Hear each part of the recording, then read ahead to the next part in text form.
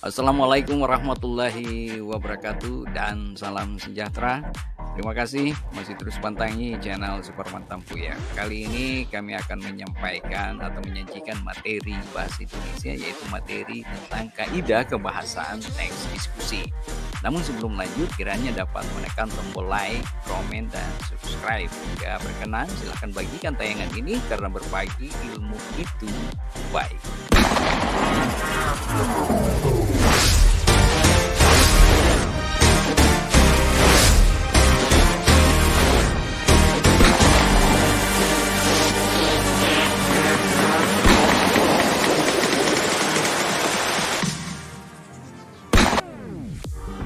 Nah, Bapak Ibu guru hebat dan adik-adik dimanapun berada, setelah kita menyimak tentang struktur teks diskusi pada tayangan sebelumnya, selanjutnya mari kita simak kaidah tayangan tentang kaidah kebahasaan teks diskusi yang meliputi pertama penggunaan bahasa untuk tujuan persuasi. Kemudian yang kedua adalah ciri-ciri kebahasaan yang biasa digunakan dalam teks diskusi. Dan yang ketiga adalah penggunaan konjungsi, serta kohesi dan koherensi.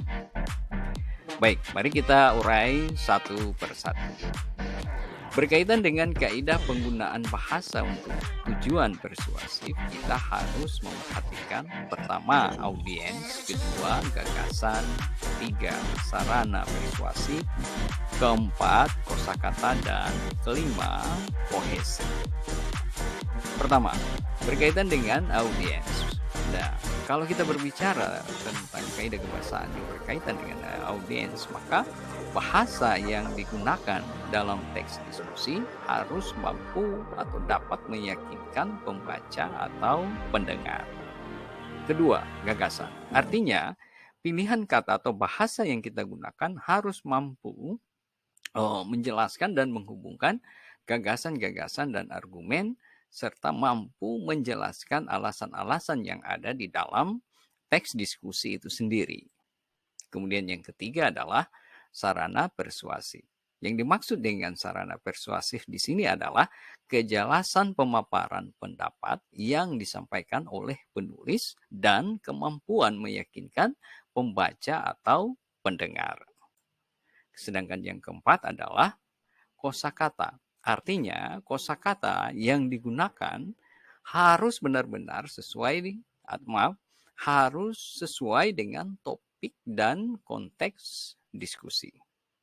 Sedangkan yang kelima adalah kohesi. Yang dimaksud dengan kohesi di sini adalah apakah kita dapat menggunakan dengan tepat kata rujukan, kata ganti, konjungsi atau kata penghubung dalam kalimat dan paragraf teks diskusi itu sendiri.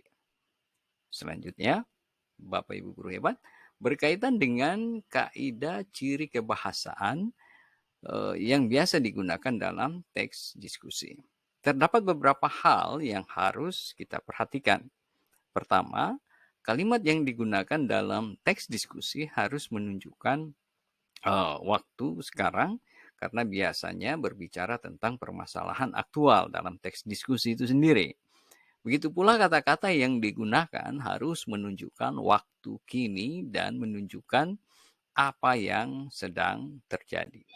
Contoh misalnya adalah, merupakan, sedang, artinya, perlu, bertindak, hentikan, selamatkan, perang, kehilangan, dan perbaiki. Kedua, kata yang mewakili pikiran dan perasaan. Maksudnya adalah kata-kata yang digunakan dalam teks diskusi mampu membawa emosi dari pandangan penulis. Misalnya, kata percaya, yakin, pikir, rasa, suka, kagum, senang, terkejut, ragu, dan harap. Ketiga, kata emotif.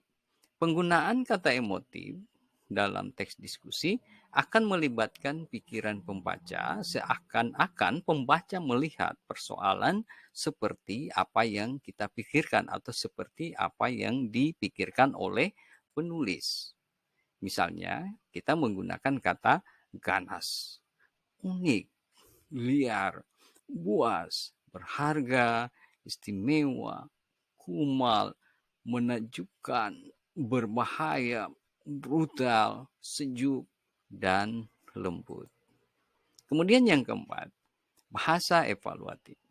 Bahasa evaluatif ini berfungsi untuk mengkaji argumen dan bukti pendukung dalam teks diskusi.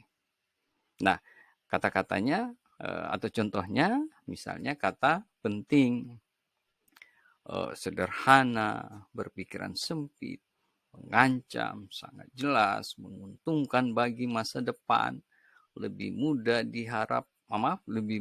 diharapkan, terlalu rapuh, penilaian buruk, tidak dapat mengakui, atau ya hanya pilihan. Kemudian yang kelima, derajat kepastian. Ini biasa juga dikenal sebagai modalitas.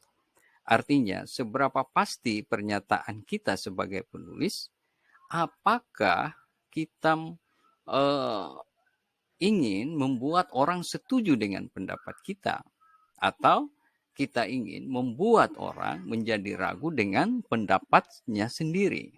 Nah, kata-kata yang bisa kita gunakan untuk mengukur derajat kepastian itu adalah kata dapat, akan, mesti, seharusnya, selalu, biasanya, hampir, nyaris, tidak pernah, kadang-kadang, dan seterusnya. Oke, selanjutnya Bapak Ibu, guru hebat dan adik-adik dimanapun berada, yang terakhir adalah konjungsi dan penanda kohesi dan koherensi. Konjungsi digunakan untuk menggabungkan dua gagasan dalam satu kalimat dan digunakan mengaitkan gagasan-gagasan di antara kalimat dan paragraf yang berbeda. Contoh-contoh konjungsi di sini atau ya kata penghubung misalnya dan, tetapi, namun, bagaimanapun, alasan lain, dan seterusnya. Oke, baik Bapak Ibu dimanapun berada, demikianlah penyajian kami atau tayangan kami tentang kaidah kebahasaan teks diskusi. Semoga bermanfaat. Terima kasih. Wassalamualaikum warahmatullahi wabarakatuh dan salam sejahtera. Terima kasih.